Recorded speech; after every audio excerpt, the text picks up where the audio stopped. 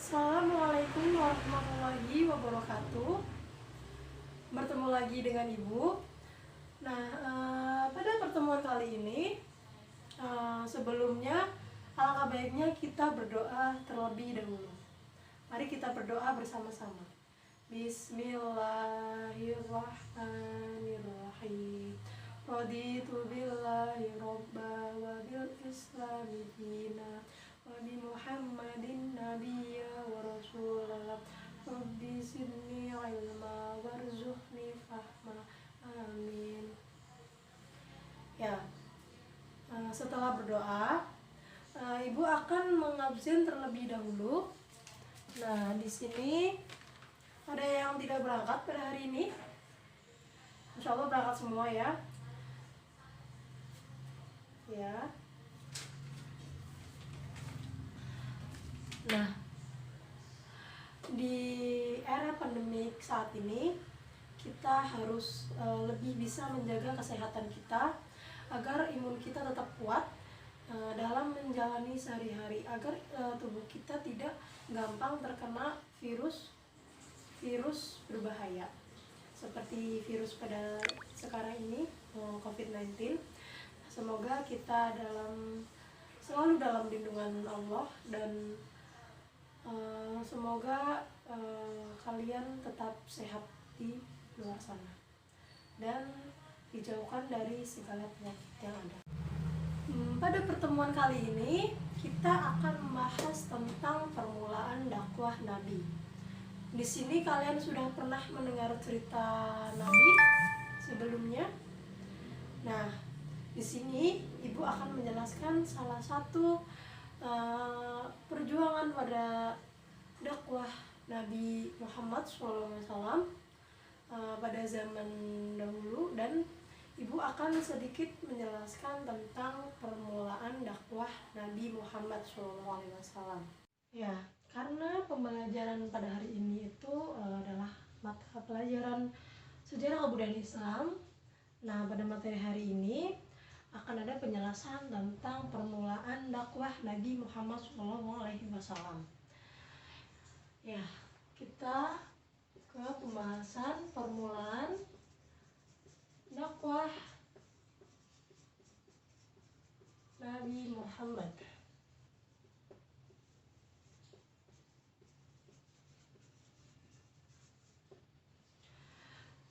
Sebelumnya, apakah kalian tahu Nabi Muhammad itu menerima wahyu pertamanya itu pada tahun berapa? Nggak tahu ya. Di sini Ibu akan menjelaskan. Rasulullah SAW menerima wahyu pertamanya itu pada umur 40 tahun. Dia menerima wahyu pertamanya itu di Gua Hiro saat dia sedang berdiam diri di gua. Nah, lalu malaikat Jibril turun dan memberikan wahyu kepada Rasulullah SAW. Wahyu pertama Rasulullah SAW itu turun pada 17 Ramadan 610 Masehi atau 13 tahun sebelum Hijriah. Hal tersebut terkandung dalam surat Al-Alaq 1-5. Nah, setelah Nabi Muhammad SAW keluar dari Gua Hiro atau pulang dari Gua Hiro, lalu ia menceritakannya kepada istrinya tentang apa yang terjadi di Gua Hiro. Nah, lalu istrinya itu menemui sepupu dari Nabi Muhammad, yaitu Warokah bin Naufal. Warokah bin Naufal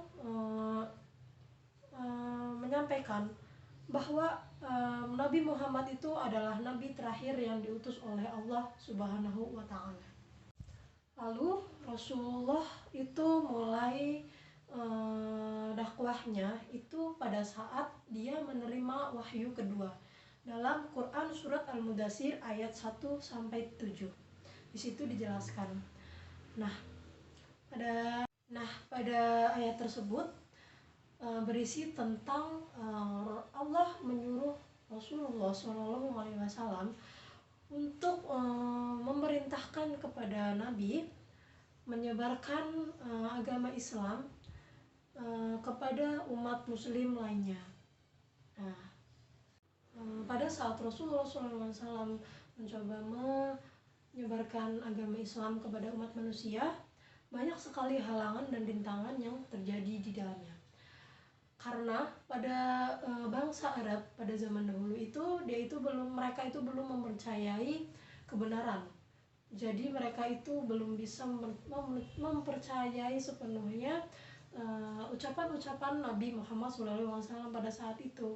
Namun Nabi Muhammad SAW itu dia itu tidak menyerah untuk menyebarkan Islam ke umat manusia, walaupun berbagai rintangan telah ia hadapi. Nah, di sini ada dua strategi dakwah yang dilakukan oleh Rasulullah SAW. Yang pertama itu adalah dakwah secara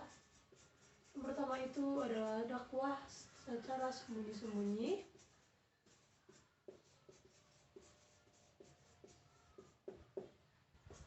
Nah, yang kedua itu adalah dakwah secara terang-terangan.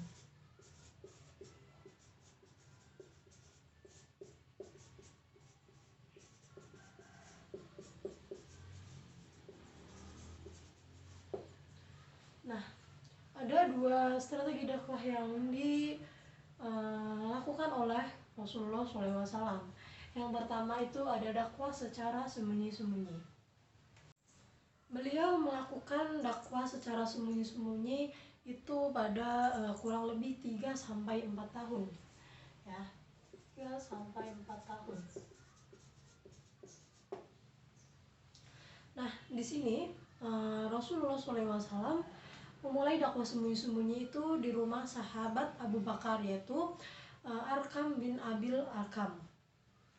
Nah, di sini Rasulullah itu pertama dia itu menyebarkan agama Islam itu kepada saudara-saudara, kerabat dekat dan tetangga-tetangganya.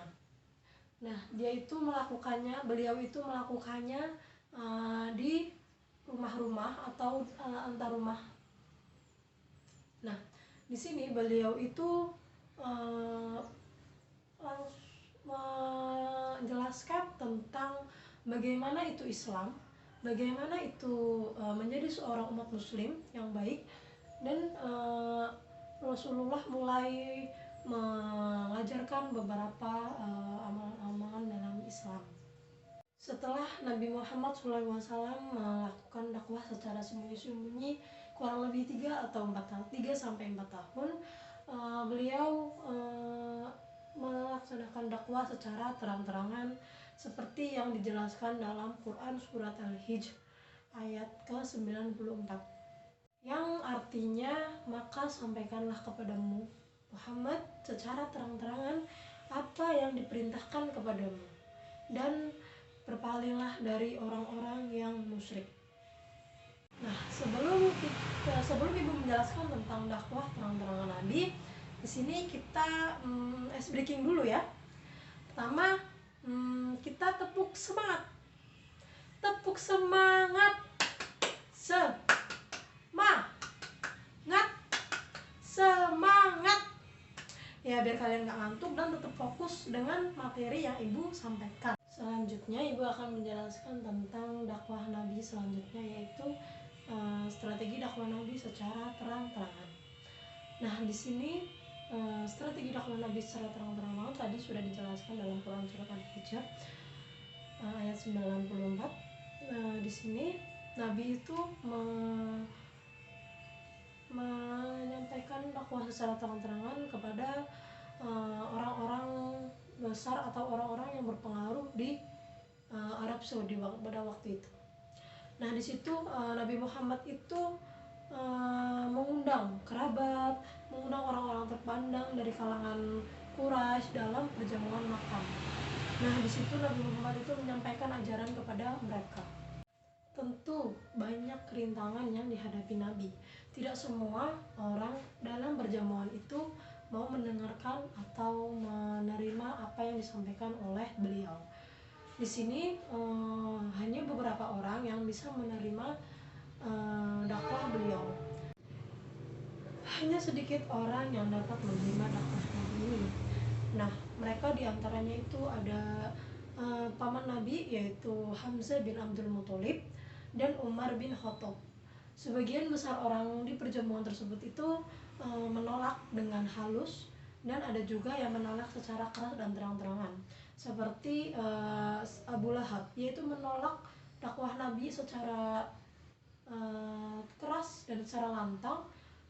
Lalu bahkan dia itu mengancam Nabi Muhammad SAW jika Nabi itu meneruskan dakwahnya pada perjamuan tersebut.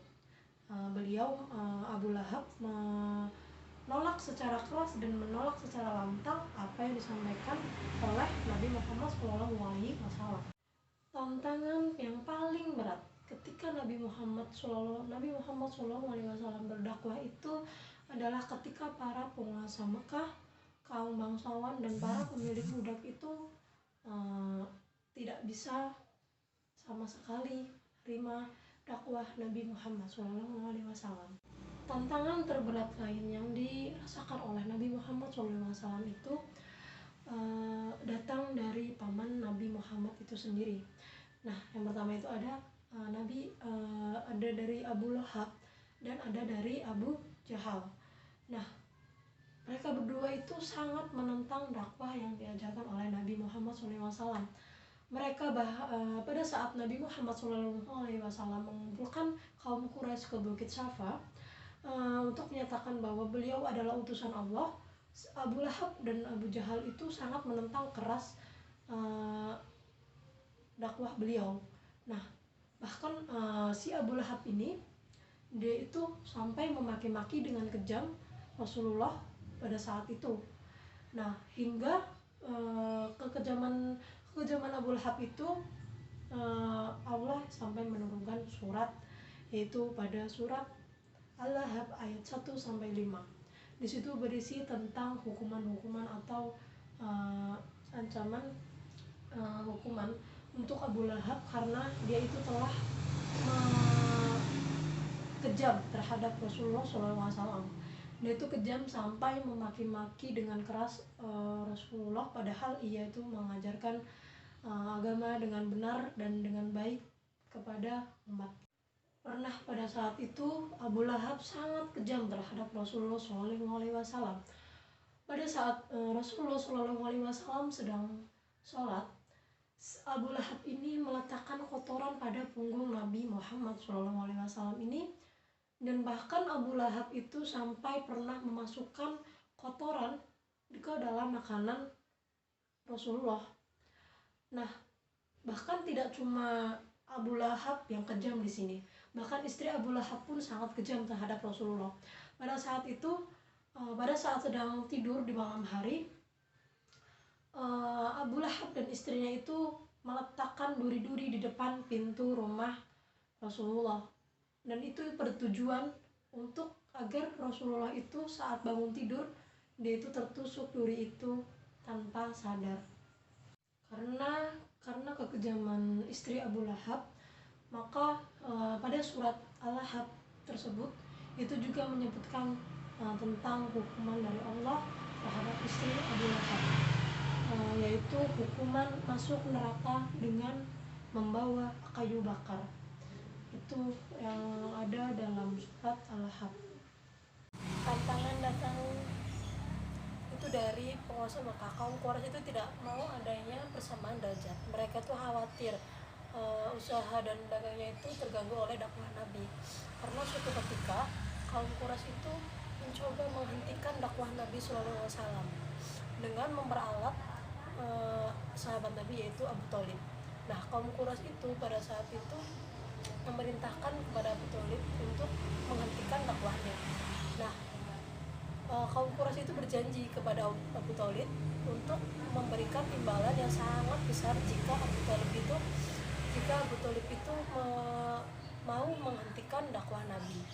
Nah, akan tetapi di situ Abu Thalib itu dia menolak dengan tegas dan dengan lantang apa yang ditawarkan oleh kaum Quraisy. Nah, di situ jelas sudah Abu Thalib mendukung dakwah Nabi Muhammad karena dia bisa tidak tergiur dengan tawaran kaum Quraisy tersebut. Perjalanan dakwah Nabi Muhammad sangatlah panjang dan terjadi banyak penentangan yang terjadi, apalagi yang diberikan oleh kaum kafir Quraisy. Kaum kafir Quraisy bahkan sampai menyiksa, memberikan hukuman, memberikan siksaan, dan bahkan mereka sampai merenggut nyawa para umat manusia.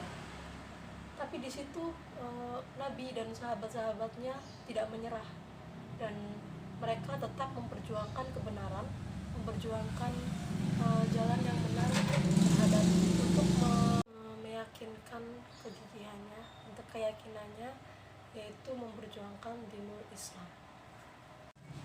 Banyak rintangan yang beliau lalui, tetapi Nabi Muhammad itu tidak pernah menggunakan kekerasan ataupun siksaan dalam ajarannya. Dia hanya mengamalkan apa yang telah diperintahkan oleh Allah Subhanahu wa taala. Rasul itu tidak pernah memaksakan kehendak dalam berdakwah. Beliau itu hanya menyampaikan keajaran dari Allah Subhanahu wa taala, dan Nabi Muhammad itu tidak menggunakan kekerasan dalam dakwahnya. Cara-cara tersebut merupakan kunci kesuksesan Nabi Muhammad dalam berdakwah. Dengan uswah hasanah dan kasih sayang, beliau mengajak umat manusia untuk beriman kepada Allah. Dengan sabar dan lemah lembut, beliau telah berhasil membuat umat manusia untuk bisa mempelajari ajaran-ajaran Islam. Begitu sedikit penjelasan dari Ibu tentang permulaan dakwah Nabi Muhammad SAW. Di sini kalian ada yang bingung dan ingin ditanyakan? Sudah paham semua? Nah, nanti setelah pembelajaran ini selesai, Ibu akan menayangkan sebuah video di mana di situ ada cerita tentang permulaan dakwah Nabi dengan lebih rinci dan lebih lengkap penjelasannya. Di situ nanti ada gambaran-gambaran yang terjadi saat Rasulullah menyebarkan Islam pada zaman itu. Jika sudah tidak ada yang ditanyakan lagi atau dibingungkan lagi, Ibu akan memberikan tugas kepada kalian untuk minggu depan. Kalian ditugaskan untuk membuat,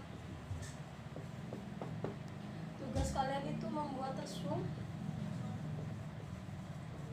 Kalian membuat rangkuman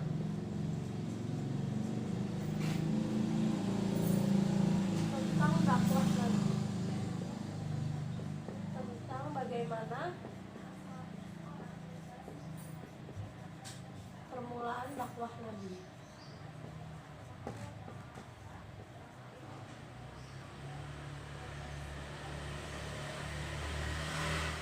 Nah, di sini nanti dikerjakan dan dikumpulkan minggu depan kepada Ibu.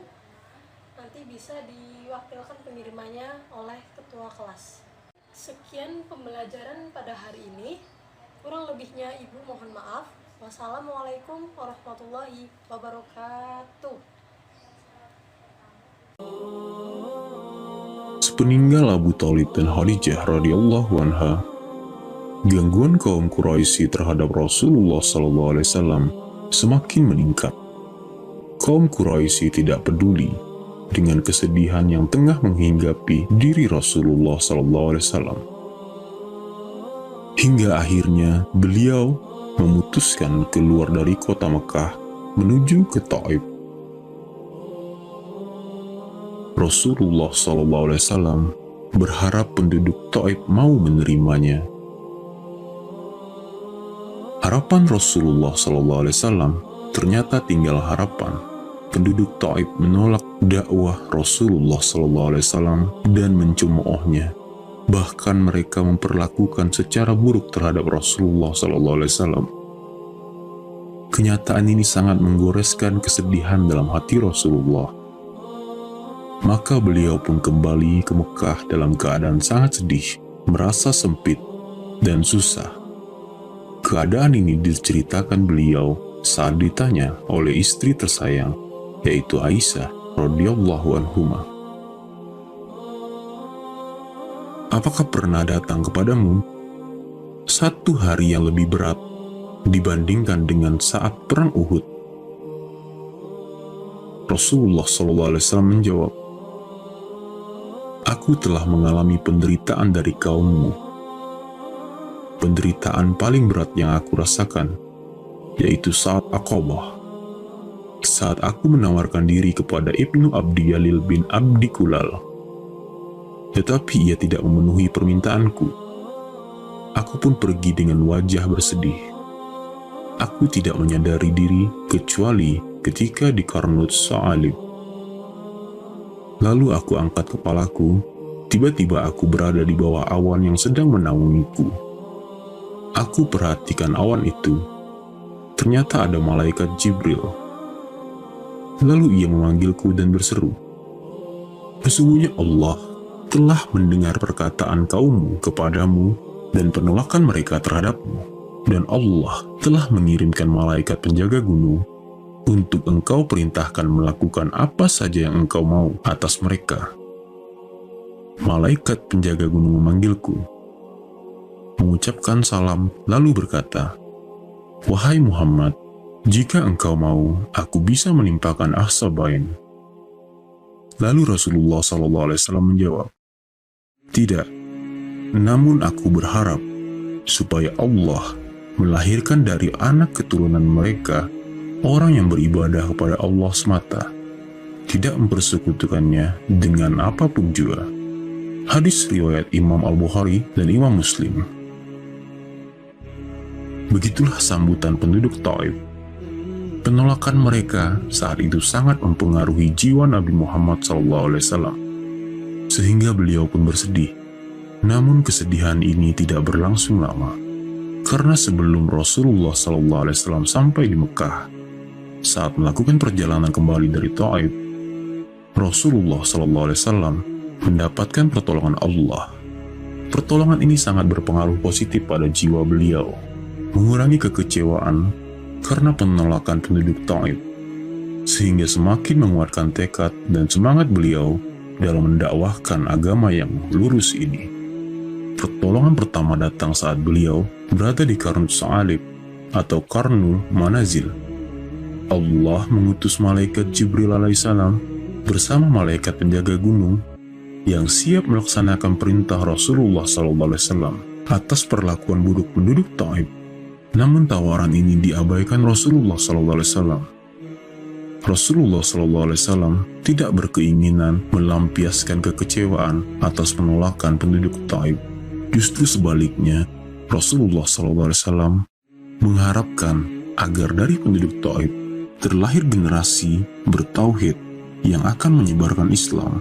Allahu Akbar.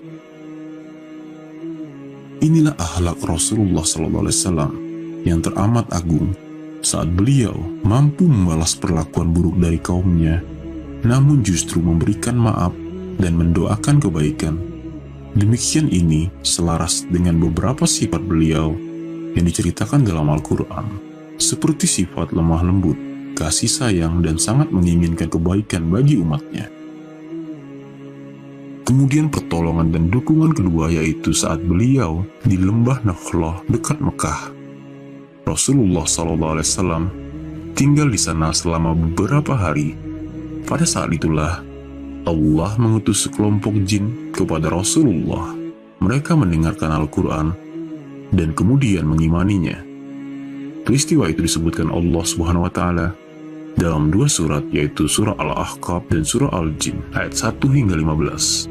Allah berfirman dalam surah Al-Ahqaf yang artinya, dan ingatlah ketika kami hadapkan serombongan jin kepadamu yang mendengarkan Al-Quran, maka tatkala mereka menghadiri pembacaannya, lalu mereka berkata, diamlah kamu untuk mendengarkannya.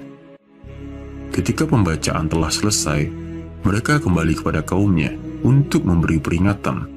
Mereka berkata, hai kaum kami, sesungguhnya kami telah mendengarkan kitab Al-Quran yang telah diturunkan sesudah Musa, yang membenarkan kitab-kitab yang sebelumnya, lagi memimpin kepada kebenaran dan kepada jalan yang lurus.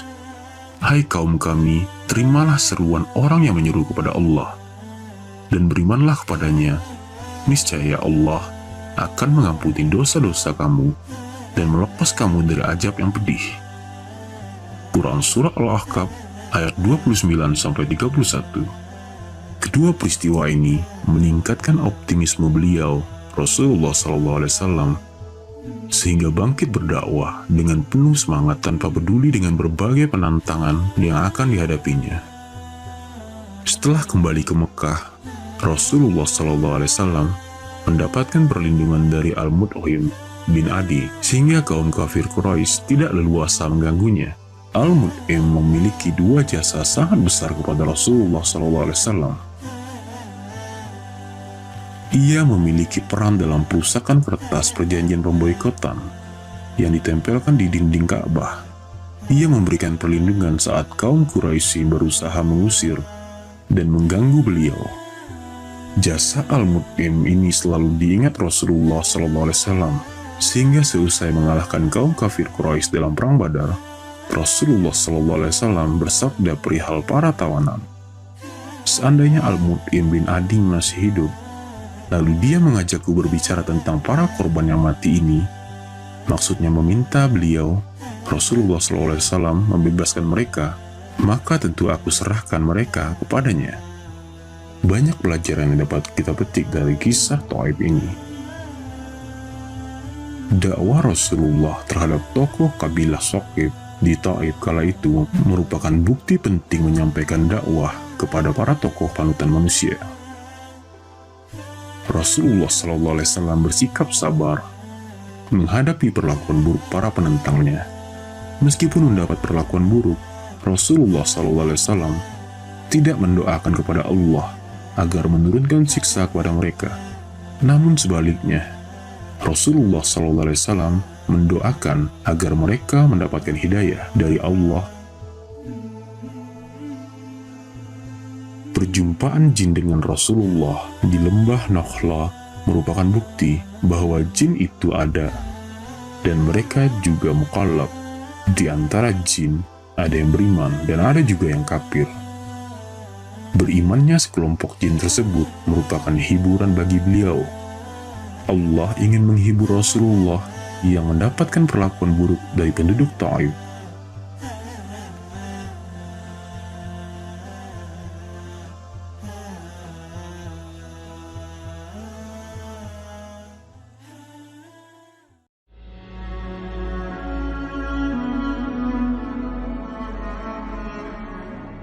Dakwah Islam tampak jelas sejak hari pertama Rasul diutus. Ketika itu, masyarakat Mekah mengetahui bahwa Muhammad mengajak manusia kepada agama baru.